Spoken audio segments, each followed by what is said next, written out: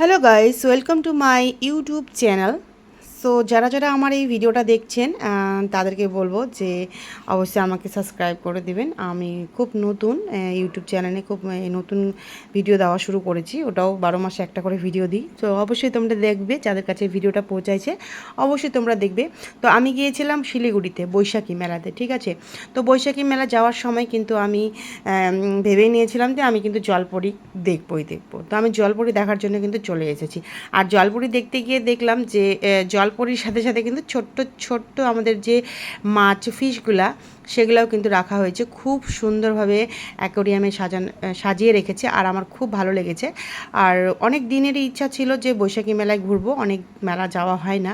তো আমার মেয়েরও সামার ভ্যাকেশনের ছুটি আছে, তো ভাবছি যে যাই একটু বৈশাখী মেলা ঘুরে আসি। তো যেরকম ভাবনা সেরকম চিন্তা সেরকমই করে ফেললাম। আমি চলে গেলাম হচ্ছে বৈশাখী মেলা, সেখানে দেখতে গিয়েছিলাম হচ্ছে জলপরি।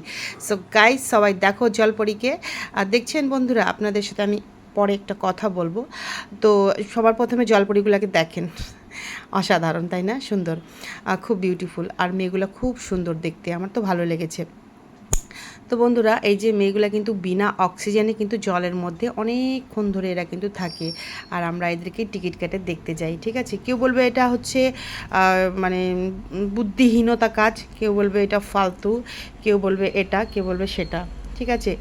কেউ আমি যতটা মানে আমাকে যেটা মনে হয়েছিল যে এরা যে এখানে মানে জলের মধ্যে থেকে নৃত্য করছে, আমাদের সাথে হাই হ্যালো করছে, তাদেরকে দেখতে আমরা এসেছি, সেটা কিন্তু ওনাদের কাজ, ঠিক আছে। কিছু টাকার জন্য, ওদের পেট পালার জন্য কিন্তু তারা এগুলা কাজগুলো করে। তো অনেকজনেরই মুখে আমি এই কথাটা শুনেছি যে রাশিয়ান জলপরি, এটা কি রাশিয়ান জলপরি? মনে হয় আমাদের কাছে পয়সা লুটে নিয়ে নেওয়া হয়েছে। একদমই না। 150 টাকা করে টিকিট নেওয়ার পরে তাদেরকে আমরা দেখতে পেয়েছি, মানে এতগুলো অ্যাকোরিয়াম মাছ, তারপরে এই যে মেয়েরা এভাবে নৃত্য করছে, আমাদেরকে এন্টারটেনমেন্ট করছে, এগুলোকে দেখতে পেয়েছি। কিন্তু আমার মনে হয় যে বন্ধুরা, এটা একদমই ভুল ধারণা।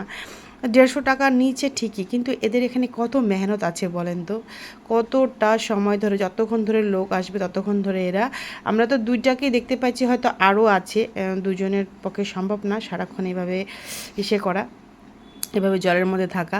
তো জলের মধ্যে এতক্ষণ ধরে থাকছে বন্ধুরা, দেখেন তো, ঠান্ডাও তো লেগে যেতে পারে না এদেরকে। তো যে হোক, আমার খুব কষ্ট লাগে এরকমগুলো দেখে, আমার খুব খারাপ লাগছিল যে পয়সার জন্য সত্যি মানুষকে অনেক কিছুই করতে হয়, অনেক কিছু কাজ করতে হয়। দেখো এদের কাজটা দেখো, অসাধারণ একটা কাজ। আর জলের মধ্যে এতক্ষণ ধরে থাকছে না, আমার মনে হচ্ছে এদের ঠান্ডা লেগে গেছে। সত্যি আমার খুব খারাপ লাগতেছিল, কিন্তু কিছু করার নাই, যেহেতু এদের কাজ এটা, সো এরা করে, সেটা আমাদের মনের ভাব আমরা একটু প্রকাশ করি, জাস্ট এতটুকু, আর কোনো কিছুই না। তো যারা যারা আসতে ইচ্ছুক, যারা যারা আসতে চাচ্ছেন, অবশ্যই চলে আসবেন হচ্ছে শিলিগুড়িতে হচ্ছে বৈশাখী মেলা, ঠিক আছে। তো আমরা তো গিয়েছিলাম বৈশাখী মেলা এগুলাকেই দেখতে আর একটু ঘোরাঘুরি করতে। তো অনেক ঘোরাঘুরি করেছি, এদিক ওদিক গেছি, খেয়েছি। এই অতগুলো তো ভিডিও দেওয়া সম্ভব না, যতটুকু পেরেছি আপনাদের সাথে শেয়ার করার চেষ্টা করেছি। আমার তো অসাধারণ লেগেছে, খুব ভালো লেগেছে। কার কেমন লেগেছে আমি জানি না। আর যারা দূর থেকে আমার এই ভিডিওটা দেখছেন, অবশ্যই একটু মন্তব্য করবেন।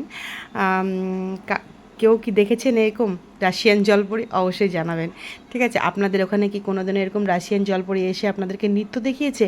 অবশ্যই কিন্তু আমাকে কমেন্ট করে জানাবেন বন্ধুরা। আর সত্যি আমার একটা জিনিস ভাবতে অবাক লাগে যে ওই সময়টাতে যখন আমি হচ্ছে এখানে গেছিলাম, 2-4 জন বলছিল ফালতু আমাদের টাকা নষ্ট হলো, এটা ওটা বলছিল আর কি। তো আমার না খুব খারাপ লেগেছিল, কেন টাকা নষ্ট হয়েছে? 150 টাকা দিয়ে আমরা ঢুকেছি, একজনে 150 টাকা, ঠিক আছে। তো অতগুলো সেট আপ আছে, এত কিছু অ্যাকোরিয়ামের ভিতরে, এতগুলো লোক, এতগুলো টিম কাজ করছে, আমার মনে হয় 150 টাকাটা ঠিকই দাম রেখেছে, খুব একটা বেশিও রাখেনি, খুব একটা কমও রাখেনি, ঠিক আছে। তো এরাও তো লাভ করবে তাই না, এদেরকে তো দিনের টাকা দিবে, রাত্রে কাজ করলে রাত্রেরও টাকা দিবে। সো এটা ভেবেই বলছি যে 150 টাকা অ্যাটলিস্ট আমার মনে হয় ঠিকই আছে। তো টিকিট মাত্র 150 টাকা, তাও মানুষের অত কথা, ঠিক আছে। মানুষ না আজকাল অনেক স্বার্থপর হয়ে গেছে, শুধু ওপরটা দেখে ভিতরটা দেখতে চায় না। আসলে ভিতরে যে কত মেহনত লাগে সেটা একমাত্র যারা কাজ করে তারা জানে। আমিও একজন কাজ করি, সো আমি বুঝতে পারি, ঠিক আছে।